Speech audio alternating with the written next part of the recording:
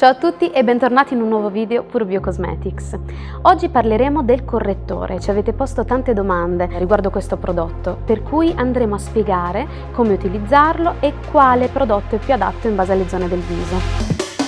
Il correttore è un prodotto che ci permette di uniformare e correggere le discromie del viso. Con discromie intendo tutte quelle macchie del viso che possono essere brufoletti, rossori, macchie scure come ad esempio le occhiaie. Per cui è importante, una volta individuata la zona del viso dove applicare il correttore, andare quindi a scegliere il prodotto più efficace. Una volta individuata la zona del viso che volete andare a correggere, prendiamo ad esempio la zona dell'occhiaia, dovete capire che tipo di pelle c'è in quella specifica zona. Per cui se nella zona dell'occhiaia la vostra pelle è grassa, dovrete andare ad applicare un prodotto più asciutto in maniera tale che vi duri più a lungo durante la giornata, mentre se la tipologia di pelle nella zona dell'occhiaia dovesse invece risultare secca, dovete andare invece a utilizzare un prodotto più cremoso. È importantissimo anche individuare la tipologia di discromia, quindi se stiamo parlando di brufoli e quindi o di macchie rosse dovremo utilizzare un correttore a base fredda, verde. Se invece andiamo a correggere per esempio la zona delle occhiaie, dovremo invece andare a riscaldare questa zona in maniera tale da avere appunto l'effetto di neutralità. Per cui la cosa fondamentale è utilizzare una tipologia di correttore diverso a seconda della discromia che vogliamo andare a correggere. Spesso ci chiedete se il correttore va applicato prima o dopo del fondotinta. Diciamo che questa risposta è davvero soggettiva, per cui potrete scegliere di applicarlo sia prima che dopo a seconda davvero delle vostre necessità. Quindi se lo andate ad applicare prima, questo vi permette di andare a vedere se realmente avete corretto la discromia che avete scelto di coprire, per cui o l'occhiaia o la macchia sul viso. Altrimenti potrete invece scegliere di applicarlo dopo il fondotinta e questo vi permetterà di applicare meno prodotto sulla zona interessata. Uno dei correttori Puro Bio presenti in gamma è il correttore Sublime. Questa tipologia di correttore ha una texture molto densa, coprente e asciutta, per cui è importante quando lo si applica che la zona interessata sia abbastanza idratata e poi è importante sfumarlo anche in fretta perché altrimenti tende a seccarsi velocemente e quindi non vi dà più la possibilità di lavorarlo. Le colorazioni di questo correttore sono tutte su base neutra, per cui se vogliamo andare a correggere delle discromie specifiche è importante utilizzarlo assieme ai correttori correttivi che vedremo più avanti.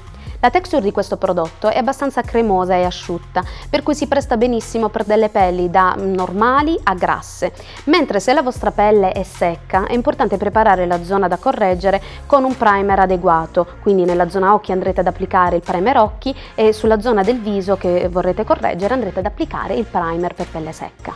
L'applicazione di questo correttore è molto semplice perché è dotato di un pennellino che vi permette di essere molto precisi.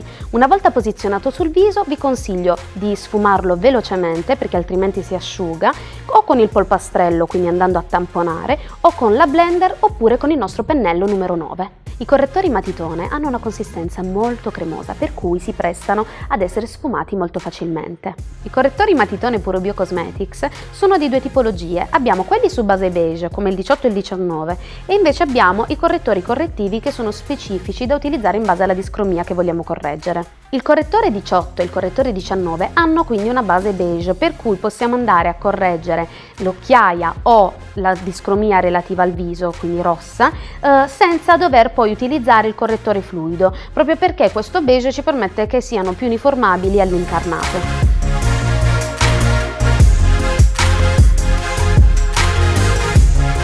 I correttori correttivi sono dei correttori specifici che ci permettono quindi di agire esattamente sulla discromia in base alla sua tonalità, per cui facciamo un po' di chiarezza. Andremo ad utilizzare per macchie scure come ad esempio le occhiaie o le macchie solari un correttore aranciato. Andremo invece ad utilizzare un correttore giallo per andare a illuminare la zona ad esempio degli occhi e comunque quindi correggere delle occhiaie molto lievi. Invece utilizzeremo il verde sui rossori, venuzze, cuperose e quindi brufoletti. Invece andremo ad utilizzare il viola, che è quello che più ci chiedete, su tutte le zone del viso che appaiono spente. Mi spiego meglio. Solitamente sugli incarnati olivastri, lo potete notare di più, tende a incupirsi la zona vicino al naso e la zona all'attaccatura dei capelli, vicino agli occhi, per cui questo tipo di correttore ci permette di rendere l'incarnato più roseo.